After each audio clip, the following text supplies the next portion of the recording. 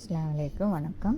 இப்போ mango season நிறைய கிடைக்கிது உங்களுக்கு. மேங்கோ மாம்பழம் கிடைக்கிறதுனால நீங்கள் அதில் வந்து இப்போ இது வந்து ஒரு மாம்பழம் நான் எடுத்துருக்குறேன். பெரிய மாம்பழம் நல்ல ஜூஸியாகவும் இருக்குது, நல்ல இனிப்பாக இருக்குது. இனிப்பாக இல்லாட்டி பரவாயில்ல, உங்களுக்கு வந்து தோல் எடுத்துட்டு மேல் தோல் எடுத்துகிட்டு நல்லா மேல் தோலை சீவிட்டு நல்லா கட் பண்ணிக்கோங்க. எந்த மாதிரி சைஸாக இருந்தாலும் பரவாயில்ல. பாருங்கள், அதில் ஜூஸ் எப்படி வருதுன்னு பாருங்கள் மாம்பழத்தில். இதை வந்து ஒரு மிக்ஸி ஜாரில் போட்டுட்டு எல்லா பீசஸ் ஒட்டுக்கா போடுறீங்கன்னா போடுங்க. இப்போ 2-3 மாம்பழம், பெரிய பெரிய மாம்பழம் நிறைய இருக்குதுன்னா 2 தடவை 3 தடவை அப்படி போட்டு அரைச்சிக்கோங்க. இல்லாட்டி இப்போ நான் ஒன்றே ஒன்று உங்களுக்கு காமிக்கிறதுக்கு வேண்டி பெரிய மாம்பழமும் ஒன்று தான் எடுத்துருக்குறேன். அதை எடுத்து ஜாரில் போட்டு நைஸாக அரைச்சிக்கோங்க. நைஸாக மீன்ஸ் இதை வந்து நீங்கள் வடிகட்டணுங்கிற அவசியம்லாம் இல்லை. ஏன்னா அது நல்லாவே நைஸாக அரைஞ்சிடும். தோல் எடுக்கிறதுனால நம்மளுக்கு அதில் ஒன்றும் நாரும் கிடையாது இந்த மாம்பழத்தில், அதனால் பிரச்சனை இல்லை.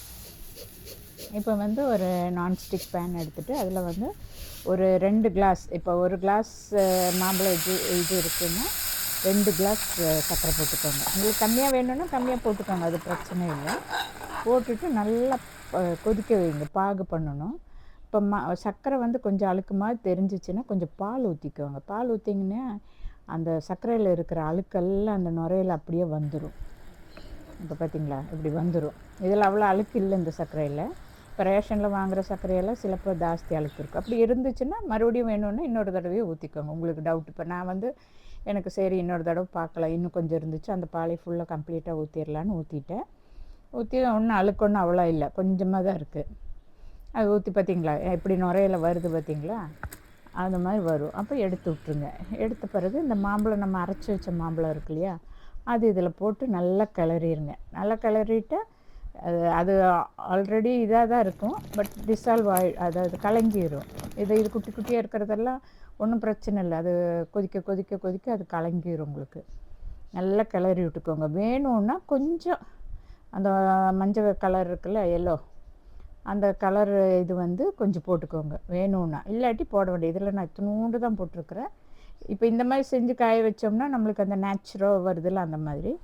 இப்போ இது வந்து நான் ரூம்லேயே தான் காய வச்சுருக்கேன். வெளியில் வச்சிங்கன்னா ஈஸியாக முடிஞ்சிருக்கும். இது 2-3 நாள் காய வச்சு எடுத்தது நான்.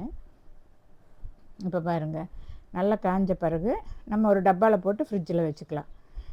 இப்போ வேணுங்கிறப்போ இப்படி ஒரு 2 ஸ்பூன் 3 ஸ்பூன், உங்களுக்கு எத்தனை பேர் இருக்கிறீங்களோ அதுக்கு தகுந்த மாதிரி கோல்டு வாட்ரு இல்லாட்டி ஐஸ் வாட்ரு, ஐஸ் க்யூப்ஸு அந்த மாதிரி போட்டுக்கோங்க. அப்புறம் ஒரு பால் பவுட்ரு, கொஞ்சம் பால் ஊற்றுறீங்கன்னா பால் ஊற்றிக்கலாம், அது உங்கள் இஷ்டம். நல்லா மிக்சியில் அடிச்சிங்கன்னா பாருங்கள், ஃப்ரெஷ் ஜூஸ் கிடச்சிச்சு. எப்போ அன்சீசன்லேயும் நம்மளுக்கு யூஸ் பண்ணிக்கலாம். ஓகே, ட்ரை பண்ணி பாருங்கள். பாய்.